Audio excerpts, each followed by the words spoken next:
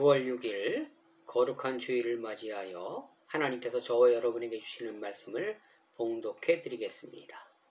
오늘의 말씀은 신약성서 빌레몬서 1장 17절에서 21절 말씀입니다. 이 말씀이 봉독될 때 하나님의 음성으로 들으시기를 부탁을 드리겠습니다.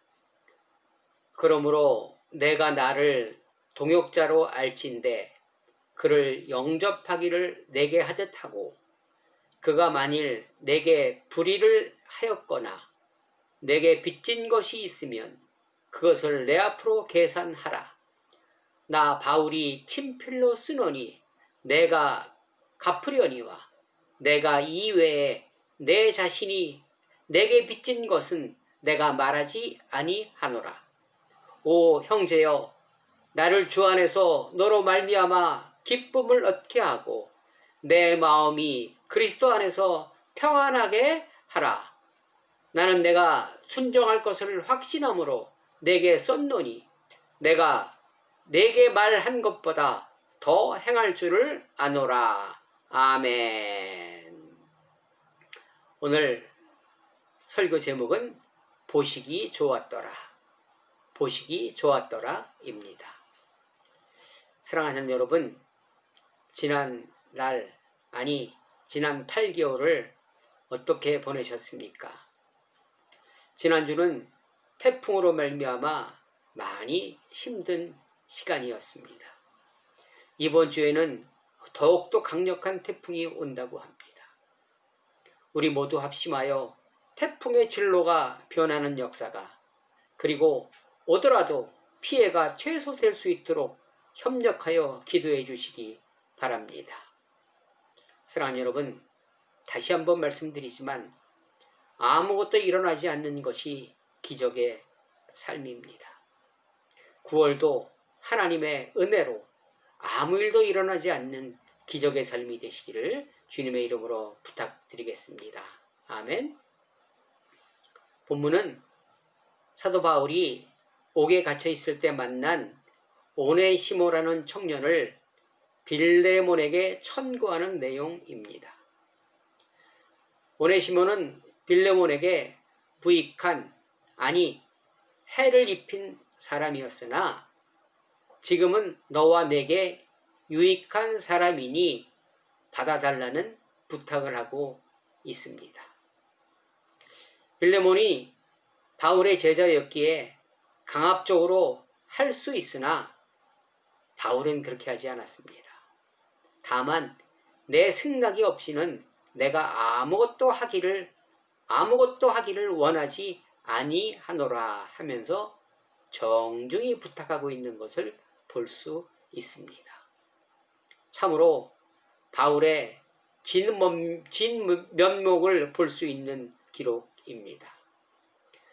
바울이 이렇게 정중히 부탁하는 이유는 단 한 가지입니다. 한 생명을 살리기 위함입니다.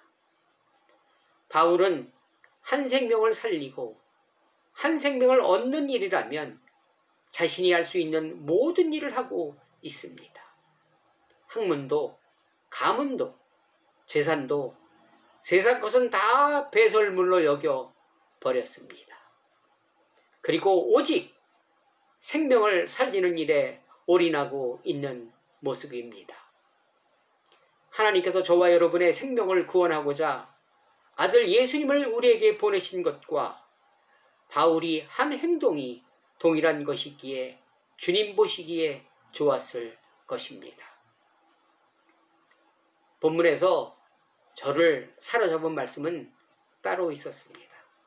18절 이하의 말씀입니다.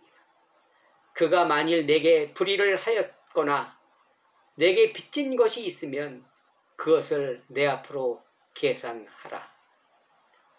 또 나 바울이 친필로 쓰노니 내가 갚으려니와 내가 이외에 내 자신이 내게 빚진 것은 내가 말하지 아니하노라.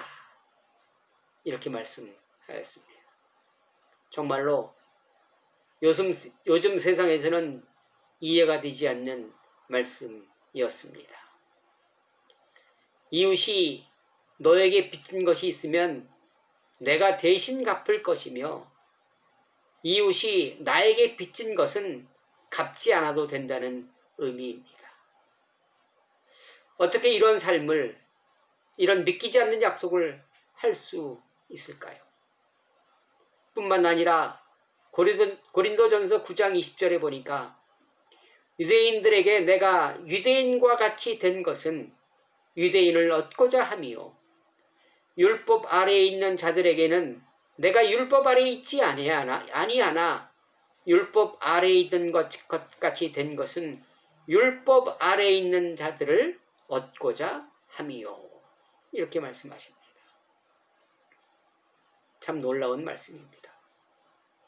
이처럼 생명을 얻기 위하여 단 한 생명도 소중히 여겨 최선을 다하고 있는 모습에 주님이 보시기에 좋았을 것이며 또한 창세기 21장 22절에 보니까 그때 아비멜렉과 그 군대 장관 비골이 아브라함에게 말하여 이르되 내가 무슨 일을 하든지 하나님이 너와 함께 계시도다. 창세기 26장 28절 그들이 이르되 여호와께서 너와 함께 계심을 우리가 분명히 보았으므로 창세기 39장 23절 여호와께서 요셉과 함께 하심이라 여호와께서 그를 범사에 형통하게 하셨더라. 이렇게 말씀하십니다.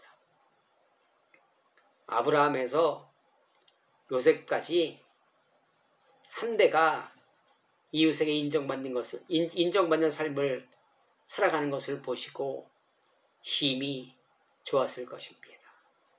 참 부러운 삶들을 사셨더라고요. 저도 도전받고 싶습니다. 여러분은 어떠십니까? 이분들이 이러한 삶을 살아갈 수 있었던 이유는 무엇입니까? 그것은 땅의 가치와 하늘의 가치를 분별하였기에 가능했을 것입니다. 여러분, 5만원짜리와 만원짜리가 있는데 둘 중에 하나를 선택하라고 하면 여러분은 어떤 것을 선택하시겠습니까? 다들 5만원을 선택하실 것입니다. 그것은 만원의 가치와 5만원의 가치를 알기 때문에 그렇습니다. 가치를 모르는 분들은 아무거나 선택할 것입니다. 혹 5만원을 선택할지라도 5만원에 대한 가치를 모르기에 5만원을 5만원만큼 사용하지는 못할 것입니다.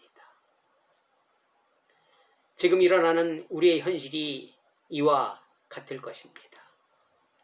5만원을 선택하였으나 5만원의 가치를 모르는 어린아이 신앙이 지금의 기독교를 만들었습니다.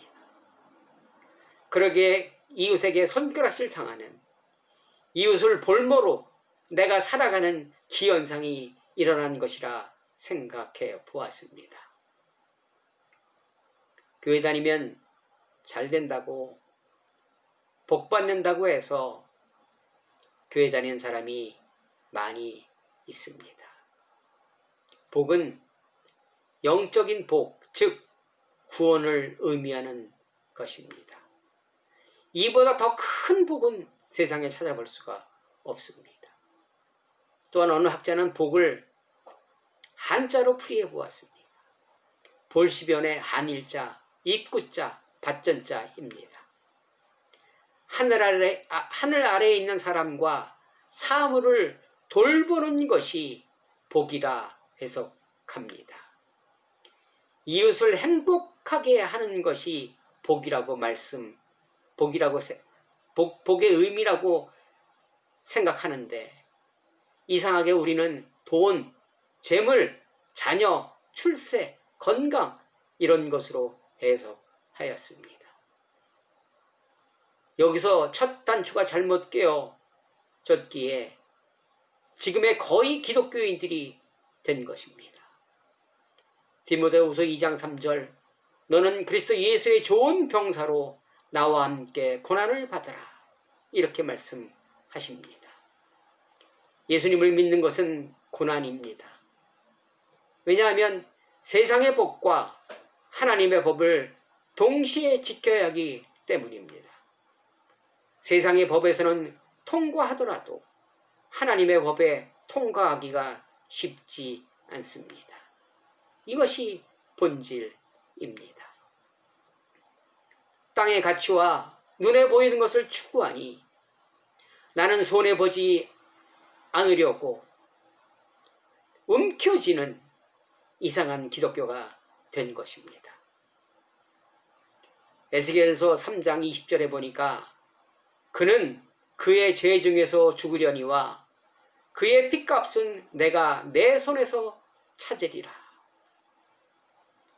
지금 우리 기독교의 상태가 최악의 상태입니다. 이웃들이 등을 돌리고 예수님을 떠나고 있습니다. 지난주 어느 시인이 전화가 왔습니다. 아직 믿지 않는 분입니다. 목사님도 광화문 가세요? 요즘 교회가 왜 그래요? 요즘 목사님들 왜 이렇게 다 이기주의자예요? 목사님은 어떻게 생각하세요? 할 말이 없었습니다. 쥐구멍이 있으면 바로 들어가고 싶었습니다. 이것이 교회에 대한 지금의 현실입니다. 세상의 가치만을 추구한 결과입니다. 그러면 저에게 그렇게 질문한 사람은 교회를 핑계를 대고 예수님을 믿지 않았기에 그분은 아마 결산의 날에 어떤 결과를 받을지 여러분은 다 아실 것입니다. 본인이 외면하였기에 책임은 자신이 질 것이지만 하나님께서는 그 피는 우리에게 물을 거라고 말씀하십니다. 참 무서운 말씀입니다. 생명을 살려야 할 의무가 있는 우리가 살리기는커녕 오히려 죽이고 있으니 이런 모습을 보시고 하나님은 어떤 마음이실까요? 우리를 어떻게 보고 계실까요? 보기 좋으실까요? 아니면 눈을 감아버리실까요? 그리고 나에게 물으실 핏값은 얼마나 될까요? 죄는 두 가지가 있다고 합니다. 하나는 해서는 안 될 일을 하는 것이 죄입니다. 이것은 많은 사람들이 알고 있는 그러한 죄입니다. 둘째로 해야 할 일을 하지 않는 것이 또한 죄라고 합니다.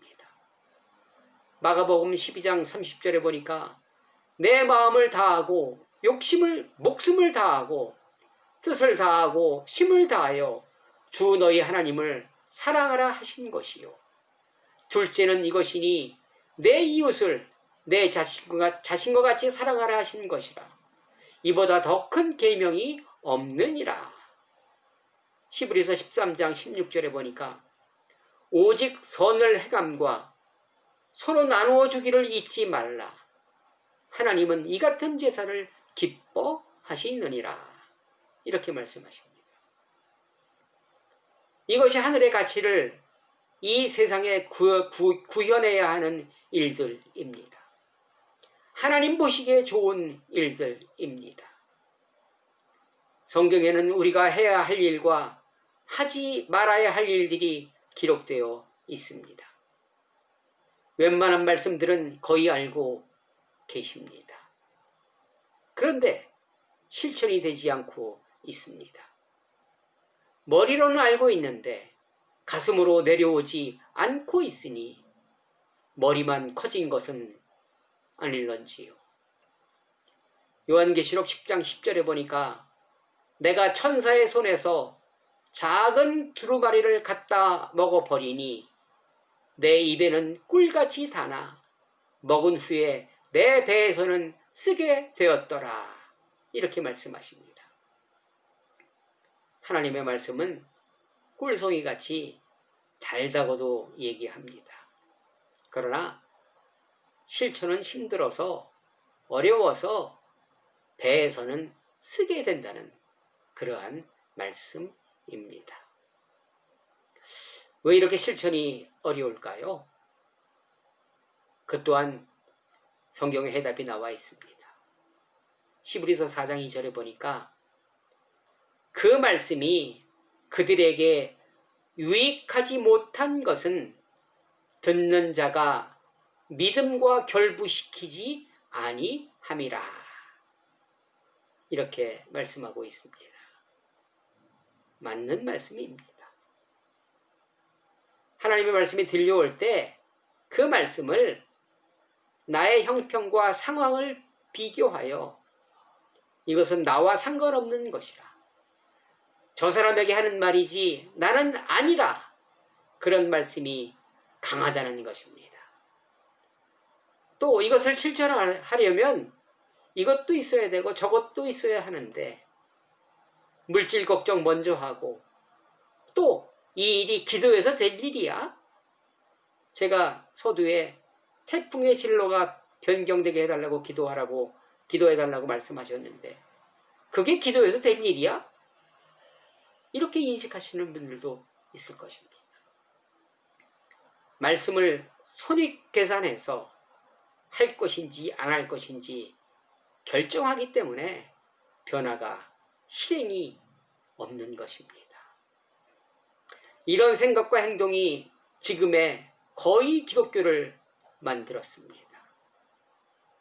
지금은 우리 기독교가 가장 위기의 상황입니다. 지금까지 세상으로부터 기독교가 이처럼 눈밖에 난 적이 없었습니다. 이처럼 멸시를 당하고 손가락질 당해본 적이 없습니다. 지금은 창세기 8장의 대홍수 시대입니다. 지금은 별이 없는 재앙의 시대를 살아가고 있습니다. 그러기에 위기가 곧 기회일 수 있을 것입니다. 이런 위기에서 영웅이 탄생하는 것입니다. 별을 찾아 따라가면 되는 것입니다. 시므온과 레위는 하나님의 방법으로 사람을 죽인 몹쓸 짓을 한 죄인들이지만 레위는 하나님께 회개하여 하나님의 일을 하는 제사장 직분으로 새롭게 태어났으나 시므이는 회개치 않아 흩어지는 끝내 사라지는 족속이 되고 말았습니다.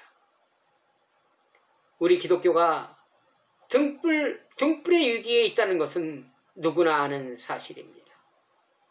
어떻게 위기에서 어떻게 이 파도를 넘어야 할까요? 말씀을 믿고 의지하는 행하는 한 사람이면 됩니다. 예레미야 5장 1절 너희는 예루살렘 거리로 빨리 다니며 그 넓은 거리에서 찾아보고 알라. 너희가 만일 정의를 행하며 진리를 구하는 자를 한 사람이라도 찾으면 내가 이 성읍을 용서하리라. 누가복음 17장 17절 예수께서 대답하여 이르시되 10사람이 다 깨끗함을 받지 아니하였느냐? 그 9은 어디 있느냐? 이렇게 말씀하십니다.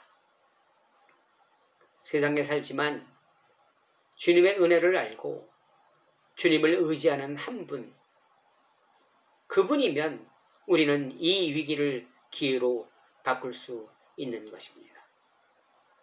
주님은 저와 여러분에게 많은 것을 원하지 않으십니다.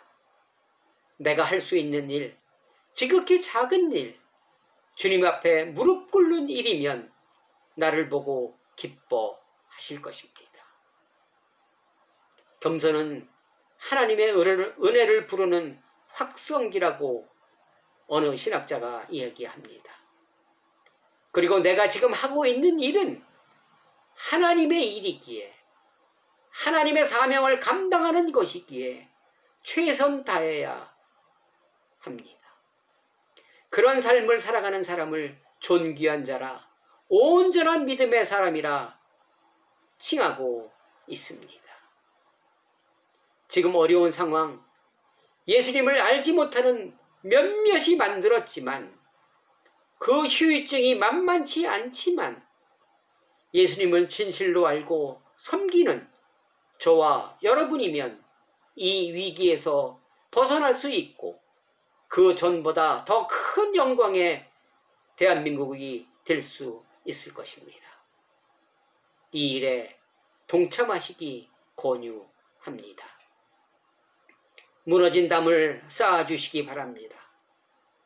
내 집 앞에 무너진 성벽을 내가 쌓음으로 52일에 성벽 완공의 역사가 일어났듯이 내 앞에 놓인 내가 할 수 있는 하나님의 일을 행함으로 하나님 보시기에 좋은 저와 여러분 때문에 이 나라, 이 민족을 다시 한번 축복의 통로로 사용되는 기회로 만들었으면 좋겠습니다.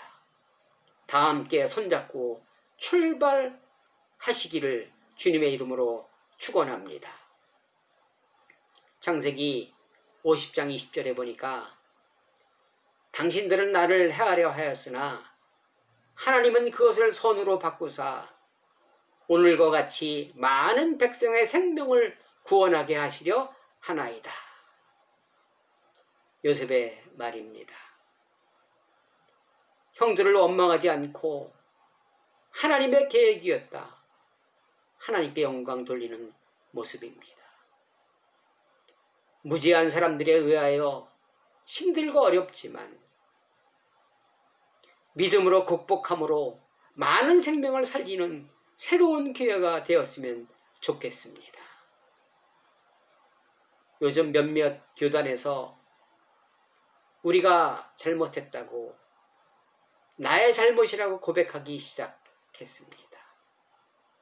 작은 구름입니다. 아직 희망이 있다는 것입니다.